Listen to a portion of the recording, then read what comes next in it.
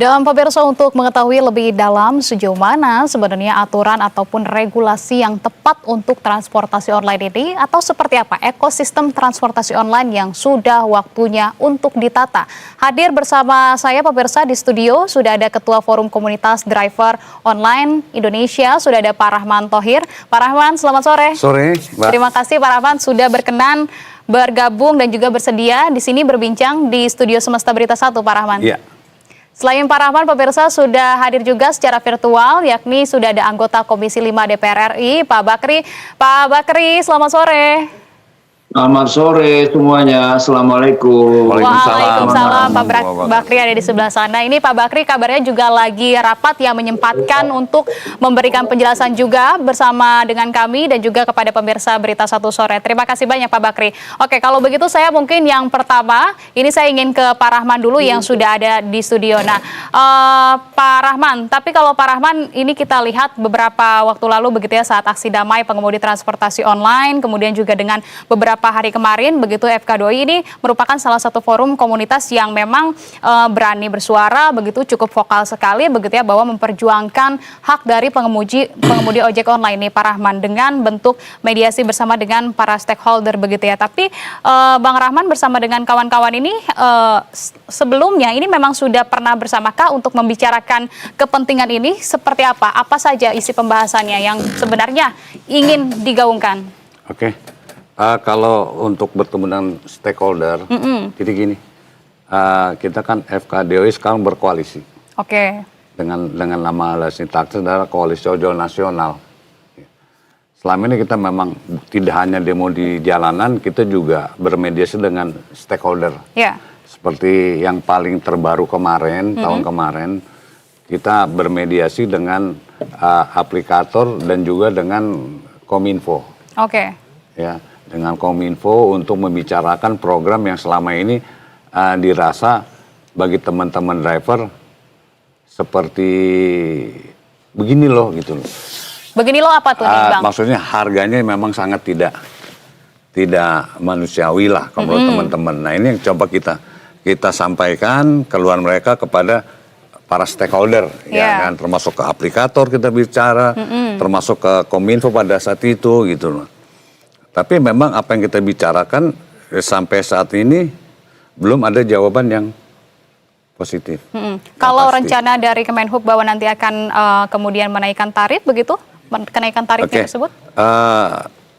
Kita sih cukup mengapresiasi kepada rencana Kemenhub untuk menaikkan tarif, ya kan. Tapi kita juga meminta kepada Kemenhub untuk mengkaji lebih komprehensif. Lebih komprehensif? Ya, mengkaji lebih dalam, karena entitas yang terlibat dalam bisnis ojek online ini tidak hanya kami dan aplikator. Oke. Tapi kalau kami dan aplikator dengan kenaikan tarif, oke-oke saja. Oke-oke saja, bahkan ada tambahan pendapatan yang cukup signifikan. Tapi karena ada customer di sana. Nah, di sana ada customer, ya kan. Nah, customer ini merasa keberatan atau tidak? Ya. Yang kita khawatirkan ada penurunan demand. Oke. Satu, kedua, ketika ada kenaikan tarif yang dikeluarkan oleh Kemenhub, walaupun ini baru wacana ya, apakah ini meliputi semua jenis layanan? Karena kan dalam ojek online ini ada layanan angkut penumpang, ada layanan antar makanan, ada layanan antar barang. Oke. Kemenhub melakukan satu aturan kenaikan tarif. Apakah ini tarif hanya cukup untuk antar penumpang, apakah juga meliputi angkutan barang dan angkutan makanan? Berdasarkan pengalaman beberapa tahun yang lalu ketika Kemenhub menaikkan tarif, ada salah satu aplikator yang menolak ini dengan alasan, kan kita nggak main antar jemput orang, kita hanya main barang dan antar makanan. Sedangkan Kemenhub itu untuk biaya antar jemput penumpang. Nah, ini kan nanti akan timbul faktor internal, terjadi masalah baru di faktor internal driver dengan aplikator tersebut. Itu aja yang kita harapkan. Jadi tolong, bukannya kita menolak, bukannya kita tidak setuju, tapi ada pengkajian lebih komprehensif. Ya, selain dari kenaikan tarif tersebut, mungkin hal apa lagi yang kemudian menjadi landasan dari FKDOI ini untuk kemudian mengungkapkan pendapat-pendapatnya ataupun gagasannya terkait dengan hak-hak yang memang semestinya didapatkan begitu oleh para mitra ojek online? Ya, kita selalu mengkritisi kebijakan-kebijakan aplikator yang memang kita anggap kurang berpihak pada driver, ya kan. Dan juga dengan alasan-alasannya logis ya, Mbak, bukan dengan alasannya sekedar pokoknya gue untung. Gue nggak mau lihat aplikator bagaimana, kayak penumpang bagaimana, nggak juga seperti itu. Iya. Ya kan, kita juga kaji kemungkinan-kemungkinan. Kalau ini bagaimana dampaknya nanti, termasuk saat ini kan isu jadi pekerja juga sedang hangat. Beberapa tahun lalu kita udah kaji ini loh Mbak, lingkungan internal kita. Gitu. Seperti yang tadi saya bilang di awal, kalau jadi pekerja apa sih enaknya? Kalau jadi pekerja maksudnya ketika memang harus memberikan hak-hak mitra, artinya mitra label dari mitra ini tidak dihilangkan begitu kemudian diganti menjadi pekerja. Jika menjadi pekerja? Jika menjadi pekerja, kita juga banding-bandingkan dong. Posisi mitra sekarang yang kita rasakan misalnya, kita nih ngebit atau cari uang suka-suka kita dong. Dari jam kerja, jam on bid, ya kan. Terus pekerjaan jenis yang kita ambil, kita pilih. Gue nggak mau main antar barang. Gue nggak mau main antar makanan. Gue main antar orang aja. Kebebasan pilihan. Kebebasan pilihan, fleksibilitas. Jam kerja, kebebasan pilihan, ya kan, kemauan. Jadi prinsipnya, lo mau duit banyak, lo harus kerja yang benar. Ya kan. Baik. Kalau jadi karyawan, tentunya ada rutinitas dan ada jam-jam kerja yang berlaku dong. Betul. Ya kan, terus belum target nanti dari perusahaan pemberi kerja. Iya. Itu aja. Oke, baik. Kalau begitu saya ingin tanya juga ke Pak Bakri. Pak Bakri, ini kalau tadi kita mencermati juga jawaban dari Bang Rahman begitu ya, ada beberapa hal yang kemudian disoroti. Kemudian yang pertama adalah terkait dengan hak dari mitra, kemudian juga mulai dari kebijakan yang kurang berpihak begitu kepada driver, terutama adalah kebijakan dari aplikator maupun dari wacana kenaikan tarif yang mana memang Pak Rahman sebetulnya setuju dan juga sepakat ataupun mengapresiasi begitu ya wacana dari hal tersebut. Akan tapi sepertinya perlu dikaji ulang lagi karena masih banyak juga akan keterpengaruhan yang lain. Nah, kalau Pak Bakri dari Komisi 5, sebetulnya rekomendasi yang diberikan oleh Komisi 5 setelah beberapa kali membahas persoalan transportasi, Pak Bakri, transportasi online begitu ya, khususnya dari kebijakan tarif hingga kesejahteraan para driver, seperti apa rekomendasinya Pak Bakri? Ya, baik, terima kasih. Assalamualaikum warahmatullahi wabarakatuh. Ya, jadi memang ini polemik udah lama ya, bergulir ya. Selalu menjadi perbincangan. Terutama kalau kita lihat itu di media sosial, di pemberitaan-pemberitaan semuanya lah, dan keresahan juga dari kawan-kawan dari ojek online. Kita juga sudah menerima mereka di DPR, kita juga sudah memanggil Pak aplikator. Memang pada intinya kita harus membuat undang-undang transportasi online. Nah, ini yang sedang kita buru, bagaimana undang-undang ini bisa cepat diusulkan dan dikerjakan dan diselesaikan. Karena disitulah mungkin yang akan memuat segala hal terkait dengan kepentingan daripada aplikator, kepentingan daripada kawan-kawan, sehingga tidak ada yang dirugikan. Nah, kebijakan-kebijakan yang diambil pemerintah di sini sekarang ini tentu juga mungkin punya pertimbangan. Tapi yang perlu kami ketahui bahwa itu saya pikir tidak akan menyelesaikan masalah.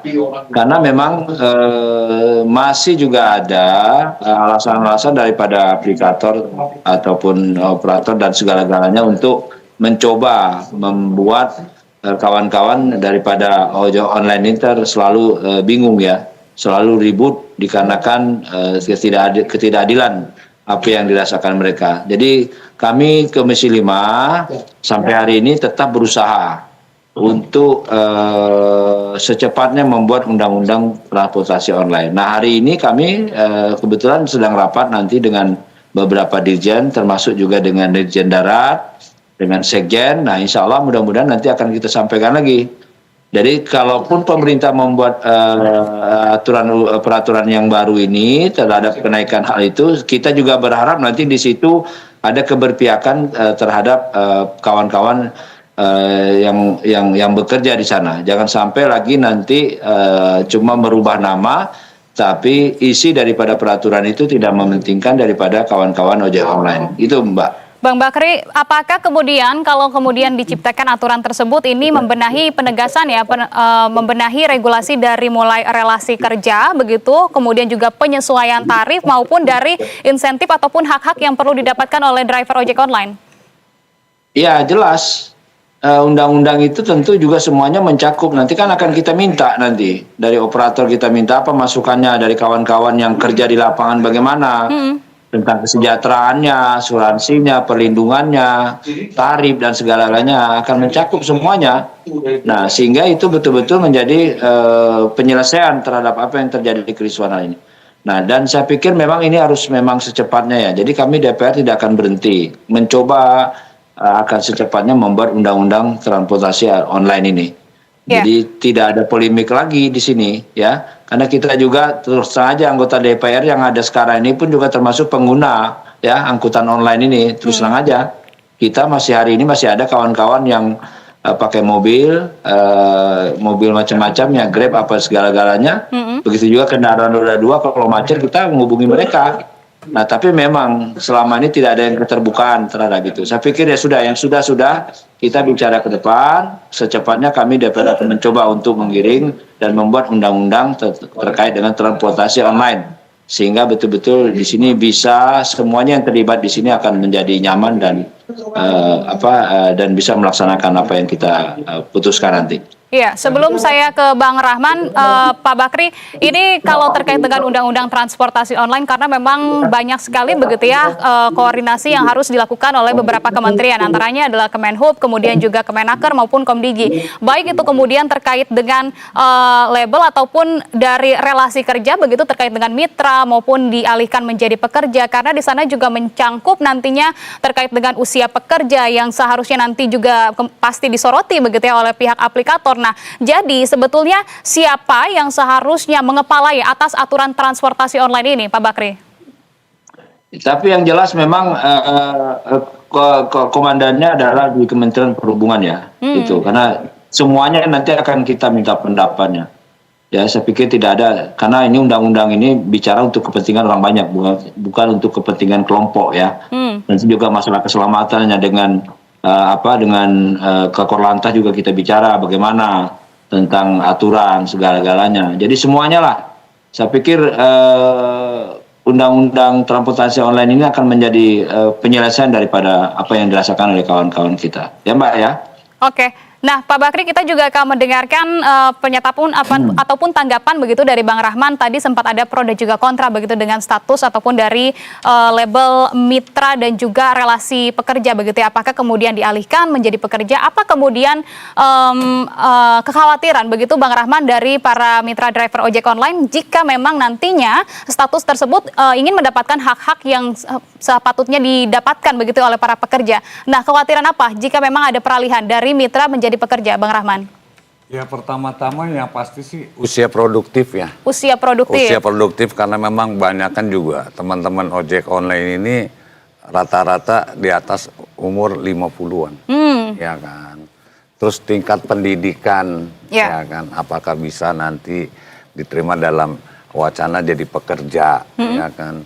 Belum jam kerja fleksibel yang selama ini teman-teman rasakan, terus nanti menjadi satu rutinitas, itu kan juga jadi satu hitungan ya. Mungkin bagi mereka satu kendala atau bagaimana, lihat nanti ke depannya. Tapi yang pasti akan berubah drastis lah. Habit yang kebiasaan mereka seperti ini, nyaman dengan dapat uang gitu. Tanpa mereka bekerja di bawah tekanan perintah atau pressure ya kan. Setelah jadi pekerja mungkin ada tekanan, ada pressure minimal dalam masalah target yang harus diambil dalam per hari. Terus jam kerja kan bisa dibagi 3 shift, shift pagi, shift siang, shift malam. Ya. Mereka nggak bisa nolak kalau memang ada ketentuan seperti itu. Tapi jujur saya mengapresiasi kepada Komisi 5, mudah-mudahan Komisi 5 saat ini seperti yang Pak Bakri katakan bisa menciptakan undang-undang transportasi online secara cepat. Oke. Karena saya udah bosan, Mbak, jujur aja. Dari 2016 sampai dua periode, bahkan yang terakhir kami memegang hitam putih loh dengan Komisi 5 untuk pembentukan satu undang-undang. Sampai mereka berakhir, ganti mungkin sekarang zamannya Pak Bakri, Oke, itu menarik tidak ini. terwujud gitu loh. Masih belum terwujud? Masih belum Berarti terwujud. ini mau ditagih nih ke Pak Bakri? Ya, boleh. Dengan kesempatan hari ini saya kebetulan saat ini periode beliau, saya tagih ke beliau. Semoga Pak Bakri cepat mewujudkan apa yang selama ini kita inginkan. Oke. Kita idam-idamkan, ya kan. Itu harapan kami. Karena selama ini kita juga nggak jelas, Mbak. Bapak kita siapa sih? Kemenhub kah? Kominfo atau sekarang Komdigi kah? Ya kan? Aturan layanan penumpang masuk ke Kemenhub. Oke. Tarif barang dan antar makanan dan gosen masuk ke Faktor usia masuk ke Kemenaker. Kemenaker, ya kan. Memang kalau secara aplikasi mereka terdaftar di Kominfo atau Komdigi sekarang, tapi penerapan transportasinya, moda transportasinya kan di bawah Kemenhub. Iya. Jadi saya berharap banget dengan Pak Bakri dan kawan-kawan yang saat ini memang ada di Komisi 5 untuk mewujudkan impian kami.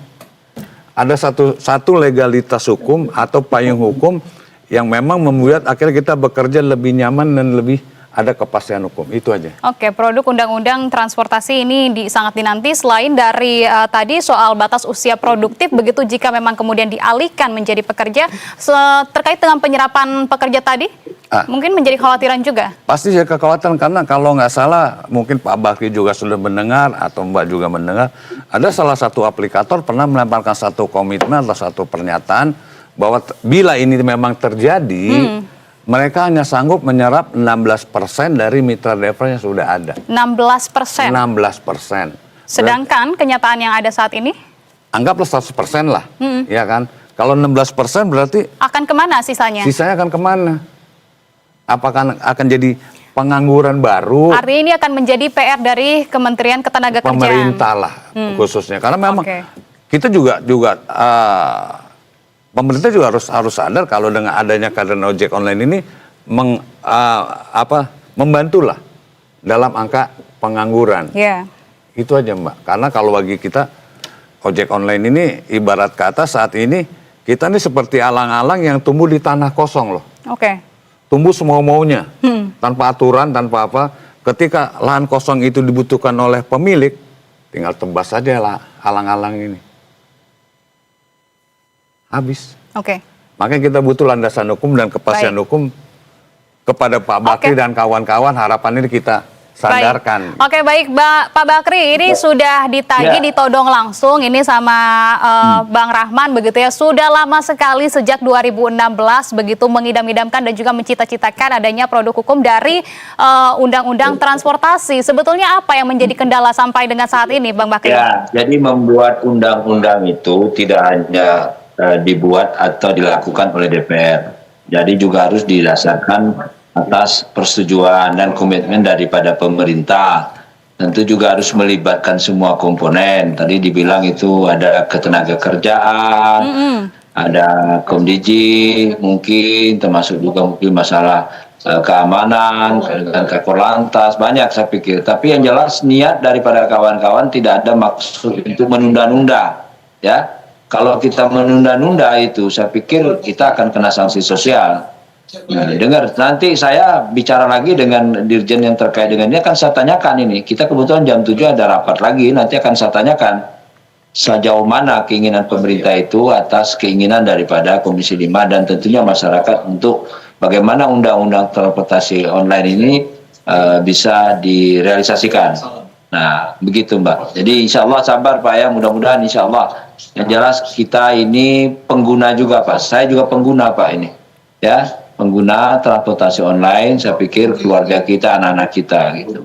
Begitu Mbak, jadi tidak ada maksud untuk menunda-nunda, yang jelas bahwa kita tidak hanya DPR aja, tapi harus juga mendapat kesepahaman dan kesepakatan bersama pemerintah. Jadi kami coba akan mendesak nanti pemerintah bagaimana ini secepatnya. Demikian. Ya. Terima kasih. Tapi saya ingin pendapatnya dari Pak Bakri. Pak Bakri, kalau tadi yang disampaikan oleh Bang Rahman begitu ada keresahan juga, terkhusus adalah jika nanti ini menjadi salah satu isi dari produk undang-undang transportasi begitu ya, terutama terkait dengan usia produktif, jika kemudian dialihkan menjadi mitra antara mitra dan juga pekerja. Tanggapannya kalau dari Komisi 5 seperti apa? Melihat banyaknya dari driver ojek online begitu, sementara aplikator hanya bisa menyerap sekitar 16% pengakuan dari Bang Rahman begitu, sementara usia produktifnya juga di sana terbatas. Nanti ini akan menjadi PR baru, Pak Bakri. Seperti apa tanggapannya dari Komisi 5? Ya jelas, makanya saya bilang undang-undang itu nanti akan hadir untuk mesejahterakan, menyamankan daripada kawan-kawan. Tentu ada pertimbangan nanti ya. Jadi itu juga termasuk pembahasan kita. Jangan sampai nanti kita bikin undang-undang menciptakan pengangguran. Nah, kita mungkin akan melihat batasannya produktif di mana, ya kan? Bukan berarti umurnya sekian, tentu juga banyak pertimbangan-pertimbangan ya. Nah, karena juga ini menyangkut keselamatan. Bagaimana dengan dari kepolisian sendiri, kira-kira umur itu harus wajarnya bagaimana? Terus yang kedua dari segi kesehatan. Dan segala-galanya. Tapi yang jelas tidak ada artinya tidak ada maksud untuk dengan adanya ojek online ini sebenarnya termasuk membantu pemerintah menciptakan lapangan kerja. Ini yang perlu kita pahami. Tidak ada maksudnya membuat aturan untuk mengurangi. Bodoh sekali pemerintah kalau bikin aturan untuk mengurangi. Saya pikir kalau perlu kita bikin secara luas. Ya kawan-kawan mungkin ada yang mau menjadi itu ya silakan, tapi tidak ada maksud untuk mengkebiri dengan umur sekian tidak boleh. Ya kalau dia mampu dan kesehatan memenuhi syarat, ya tentu mungkin kita lihat nanti kan dari segi kesehatannya, matanya, fisiknya, apanya. Tapi kalaupun dia muda nanti kalau fisiknya nggak memungkinkan, apanya tidak mungkin kan bukan berarti faktor umur, bisa aja dengan faktor fisik dan kemampuan itu aja. Saya pikir itu menjadi bukan berarti umur bisa menjadi catatan ya, umur itu karena bagaimanapun juga kita tidak ingin bahwa angkutan online ini tidak memenuhi standar. Ya secara tidak langsung nanti kalau ada kejadian ini kalau yang bawa tua nih orang nggak berani ya, secara alami nanti pasti berkurang sendiri. Ya kan orang takut kali itu, kamu lain kali jangan naik ojek online karena yang bawa itu udah tua. Pasti kan. Nah, ini saya pikir kita tujuannya adalah bagaimana dengan ojek online ini menciptakan lapangan kerja yang bisa maksimal. Ya Mbak, terima kasih Mbak. Saya mohon izin nih kebetulan lagi sudah mau rapat nih. Terima kasih ya Pak ya. Oke, baik kalau begitu. Pak Bakri, terima kasih banyak atas waktunya. Baik, waalaikumsalam. Oke, baik. Tadi sepertinya Bang Rahman menyambut dengan senyum jawaban dari Pak Bakri. Kenapa Pak Rahman? Silahkan tanggapannya. Ini mungkin pemikiran awam saya ya Mbak. Apakah mungkin undang-undang transportasi online ini bisa tercipta? Apakah mungkin? Iya. Karena kan kalau dari sistem hierarki perundang-undangan, itu kan undang-undang tidak boleh bertentangan dengan undang-undang yang lebih tinggi. Betul. Ya kan. Kalau lihat sejarah, pada tahun 2018 sekitar bulan April, Mei, Juni lah, sekitar bulan itu, ada satu komunitas yang mengajukan judicial review ke Mahkamah Konstitusi. Komunitas? Ya, ada satu komunitas kalau nggak salah. Dari si aplikator? Dari komunitas driver. Dia mengajukan judicial review ke Mahkamah Konstitusi untuk merevisi Undang-Undang Nomor 22 Tahun 2019 tentang angkutan umum dan lalu lintas dan jalan raya, ya kan. Nah itu ditolak sama MK bahwa roda 2 bukan sebagai sarana angkutan umum. Nah MK ini kan putusannya final dan mengikat. Betul. Ya kan. Apakah mungkin DPR atau pemerintah membentuk satu produk undang-undang yang menyalahi putusan MK? Ini pikiran awam saya. Tadi saya mau nanya sebelum Pak Bakri, cuma keburu beliau. Iya, siapa tahu selanjutnya yang ini juga bisa terdengar juga. Iya, nah bisa nggak sih melawan putusan MK yang ada sekarang nih? Sedangkan MK kan putusannya sifatnya final dan mengikat. Betul. Itu yang sebenarnya Jadi kita butuh political will ya sebenarnya dari pemerintah ya. Mungkin bisa pemerintah mengeluarkan perpu atau apalah sejenisnya sehingga tercipta aturan main yang ada. Apakah saat ini yang Anda nyatakan memang Bang Rahman masih belum ada sedikit ketidakpercayaan jika memang produk undang-undang transportasi ini benar-benar bisa diciptakan, benar-benar bisa hadir di tengah teman-teman driver ojek online ini? Ya berdasarkan pengalaman dan sewaktu perjuangan juga ya Mbak. Dari 2016, dari dipanggil Komisi 5 berapa kali, demo berapa kali, ketemu dengan fraksi dari partai A, partai B, partai C, yang mereka hanya memberikan angin-angin surga. Tapi bukti sampai sekarang mana? Oke. Ya kan?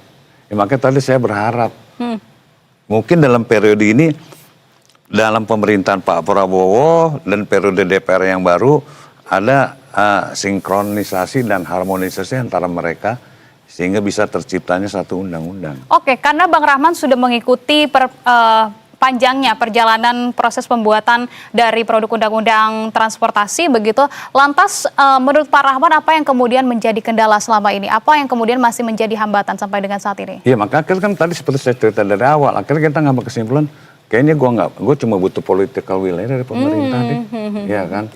Karena kan kita juga anak bangsa yang pengen bekerja secara nyaman, secara layak, ya kan? Kita butuh satu perlindungan undang-undang, perlindungan hukum. Nah ini yang kita mau loh Mbak. Selama ini kita anaknya siapa kita juga nggak ngerti, aktenya kita nggak ada, bapaknya kita siapa, ibunya kita siapa, karena nggak ada aktenya bingung, ya kan? Kalau ada apa-apa kita mesti ngadu kemana?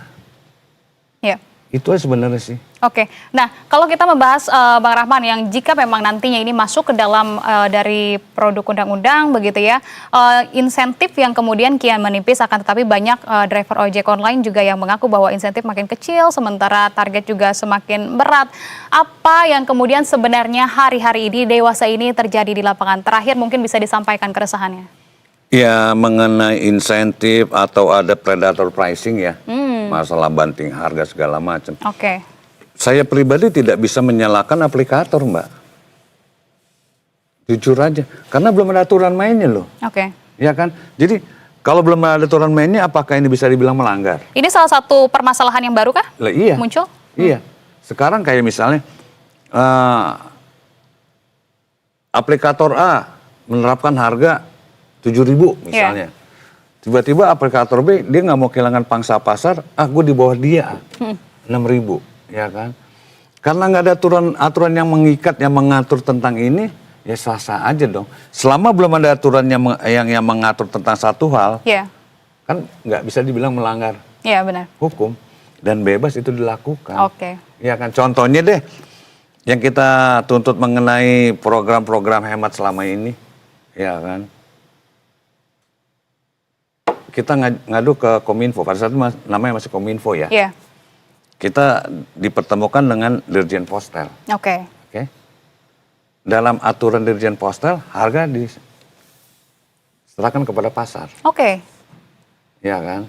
Sehingga kalau begitu serahkan kepada pasar, ya tergantung pasar dong. Oke, baik. Iya kan? Oke, tentu ini menjadi permasalahan dan juga kekhawatiran yang terus berkembang. Sehingga jawabannya adalah dengan adanya produk dari Undang-Undang Transportasi. Baik, Pak Rahman, kita harapkan memang dari produk tersebut bisa kemudian diciptakan oleh Komisi 5 begitu bersama dengan jajaran dari pemerintah terkait semoga dapat segera memberikan jalan yang lurus dan juga pasti begitu ya, khususnya untuk driver ojek online dan juga seluruh pihak. Terima kasih banyak kalau begitu Pak Rahman sudah bergabung sama kami di Berita Satu Sore.